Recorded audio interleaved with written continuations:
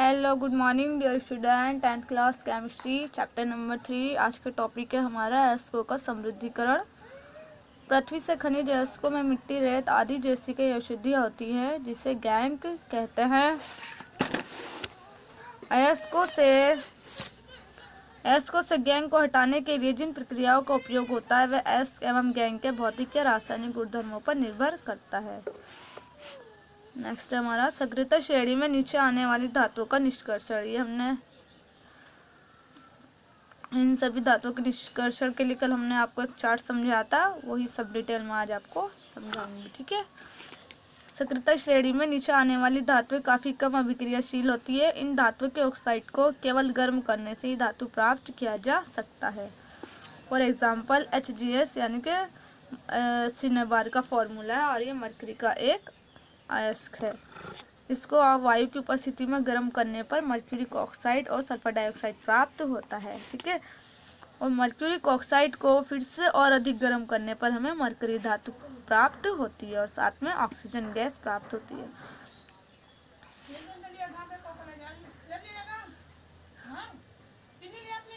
हमारी equation balance नहीं थी, हमने ये ब्लैक से जो हमने ऐड किया हुआ है इसमें नंबर्स, ये हमने इसको बैलेंस किया है। ठीक है। यहाँ पर सिनेबार का फॉर्मूला HgS है। ठीक है। यहाँ पर सल्फर और मरकरी के एटम्स की संख्या 1 थी और यहाँ पर भी 1 थी, लेकिन यहाँ ऑक्सीजन 1 और 2 3 हो रहे थे, लेकिन यहाँ पर 2 थे, इसलिए हमने ऑक्सीजन में 3 से मल्टीप्लाई की तो यहाँ पर हमारे 6 हो गए। तो इसलिए हमने यहाँ भी बैलेंस करने के लिए हमने 2 से मल्टीप्लाई की और इधर भी 2 से। इधर कितने हो गए? 4 और 2 6 हो गए। तो हमने इधर बैलेंस किया तो यहाँ पर हमारी सल्फर की 2 होगी और मरकरी की 2 होगी, इसलिए हमने यहाँ पर भी 2 से मल्टीप्लाई किया। इस प्रकार से इक्वेशन हमारी बैलेंस होगी। इसी प्रकार प्राकृतिक रूप से Cu2S के रूप में उपलब्ध तांबे, जिसको कॉपर कहते हैं, को केवल वायु में गर्म करके इसको एस्क से अलग किया जा सकता है। Cu2S प्लस ऑक्सीजन की उपस्थिति में गर्म करने पर Cu2 यानी कि कॉपर का ऑक्साइड प्राप्त हो और साथ में सल्फर डाइऑक्साइड गैस। फिर इसके कॉपर के ऑक्साइड को फिर से कॉपर ऑक्साइड और कॉपर सल्फाइड को फिर से गर्म करने पर हमें क्या प्राप्त होता है? कॉपर और साथ में सल्फर डाइऑक्साइड गैस। इसी प्रकार से जैसे हमने ऊपर इक्वेशन को बैलेंस किया, इसी प्रकार से हम यहाँ पर बैलेंस करते हैं। ठीक है।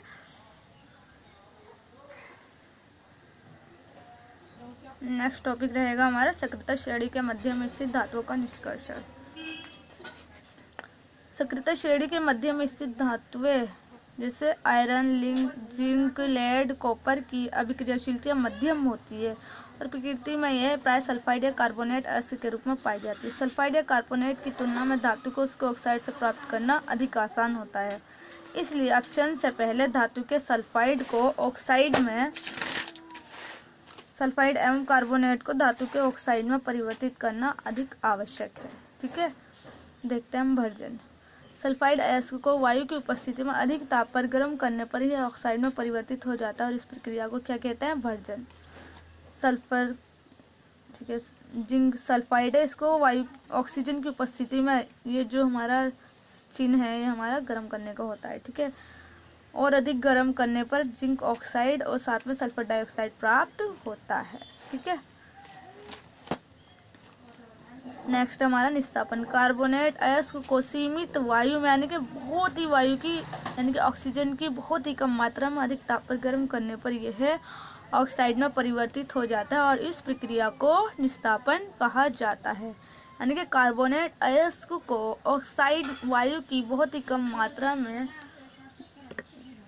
अधिक ताप पर गर्म करने पर यह ऑक्साइड में परिवर्तित हो जाता है और इस प्रक्रिया को निस्तापन कहा जाता है। फॉर एग्जाम्पल ZnCO3 गर्म करने पर यानी कि जिंक कार्बोनेट को गर्म करने पर जिंक ऑक्साइड और कार्बन डाइऑक्साइड प्राप्त होता है। देखते हैं नेक्स्ट। धातु ऑक्साइड से धातु प्राप्त करना है। धातु ऑक्साइड को कार्बन के साथ गर्म करने पर धातु प्राप्त होता है। और ये भी ध्यान रखना है आपको कि कौन सी धातु है। चलिए, निम्न अभिक्रियाशील या मध्यम अभिक्रियाशील धातु है। मध्यम अभिक्रियाशील धातुओं में अपचयन होगा, किसके साथ? कार्बन की उपस्थिति में। ठीक है। और तभी धातु प्राप्त की जाती है। लेकिन निम्न अभिक्रियाशील धातुओं में ऑक्साइड को गर्म करने पर ही धातु प्राप्त हो जाती है। तो ZnO यानी कि जिंक ऑक्साइड प्लस कार्बन की उपस्थिति में गर्म करने पर क्या प्राप्त हुआ? जिंक धातु और प्लस में कार्बन मोनोऑक्साइड गैस। नेक्स्ट देखते हैं थर्मिट अभिक्रिया, ये भी मध्यम अभिक्रियाशील धातु के अंतर्गत है।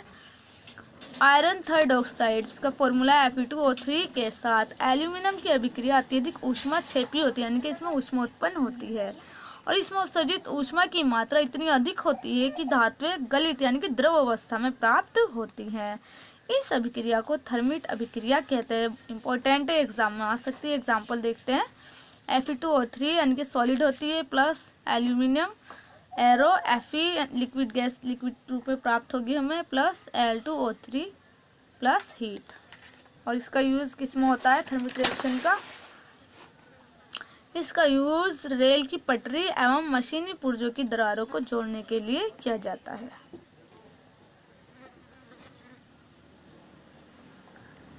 नेक्स्ट देखते हैं हम सक्रिय श्रेणी में सबसे ऊपर स्थित धातुओं का निष्कर्षण। Potassium, sodium, calcium, magnesium, aluminium अधिक क्रियाशील होने के कारण इन्हें इनके कंपाउंड से कार्बन के अपचयन द्वारा प्राप्त नहीं किया जा सकता। मैंने आपको बताया था कि निम्न अभिक्रियाशील धातु को गर्म करने पर उनके ऑक्साइडों से धातु को प्राप्त किया जाता है, लेकिन मध्यम अभिक्रियाशील धातुओं को क्या किया जाएगा? उनके ऑक्साइडों का अपचयन करके ही धातु को प्राप्त कर सकता है। बात है हमारा अधिक अभिक्रियाशील धातु को किस प्रकार से प्राप्त करते हैं। तो अधिक अभिक्रियाशील धातु को एक विद्युत अपघटनी द्वारा हम प्राप्त करते हैं। देखते हैं potassium, sodium, calcium, magnesium, aluminium आदि क्रियाशील होने के कारण इनके कंपाउंड्स से कार्बन के अपचयन द्वारा प्राप्त नहीं किया जा सकता और इन धातुओं को उनके गलित यानी कि द्रव अवस्था में क्लोराइड के विद्युत अपघटन विधि द्वारा प्राप्त किया जाता है। देखते हैं एग्जांपल, जैसे NaCl से Na का निष्कर्षण, यानी कि NaCl से सोडियम धातु को प्राप्त करना। कैथोड ऋणावेशित इलेक्ट्रोड है, ठीक है। देखो ये हमने डायग्राम बनाया है, इसमें दे रखा है कैथोड, ये एक पात्र है, ठीक है। इसमें दो रोड लगी हुई है, एक है कैथोड की जिसका कैथोड का चार्ज आवेश होता है माइनस का, और एक रोड लगी हुई है हमारी, एक छड़ है हमारी प्लस की, जिस पर एक छड़ है हमारी एनोड जिस पर प्लस आवेश होता है, ठीक है। और ये जो हमारा है इसमें क्या NaCl है लिक्विड रूप में, ठीक है, लिक्विड रूप में होता है NaCl। इसमें क्या होगा, सोडियम NaCl जो है सोडियम क्लोराइड, इन सोडियम धातु जो होगी वो माइनस वाली छड़ की ओर आकर्षित होगी और यानी कि कैथोड पर जाकर सोडियम जो होंगे, सोडियम धातु कैथोड छड़ पर जाकर हमें प्राप्त होगी और क्लोरीन गैस एनोड से निकल जाएगी, एनोड पर जाकर मुक्त होगी, ठीक है। देखते हैं इधर कैथोड ऋणावेशित इलेक्ट्रोड पर धातुएं निक्षेपित हो जाती, निक्षेपित में चिपक जाती हैं। Na++ इलेक्ट्रॉन यानी कि जो सोडियम होता है एक इलेक्ट्रॉन देता है, यानी कि एक इलेक्ट्रॉन को त्याग देता है। इस प्रकार से ये सोडियम धातु प्राप्त होती है तथा एनोड धनावेशित इलेक्ट्रोड पर क्लोरीन मुक्त होती है, क्लोरीन गैस मुक्त होगी कहाँ पर, एनोड छड़ पर। और 2Cl- एरो यानी कि इसने 2 का मतलब होगा इसने 2 इलेक्ट्रॉन ग्रहण किए हैं, इसलिए इस पर नेगेटिव चार्ज है और इस प्रकार से Cl2 धातु क्लोरीन गैस प्राप्त होती है, ठीक है। 2 इलेक्ट्रॉन का मीन्स होता है 2 इलेक्ट्रॉन ग्रहण करना। Okay, thank you.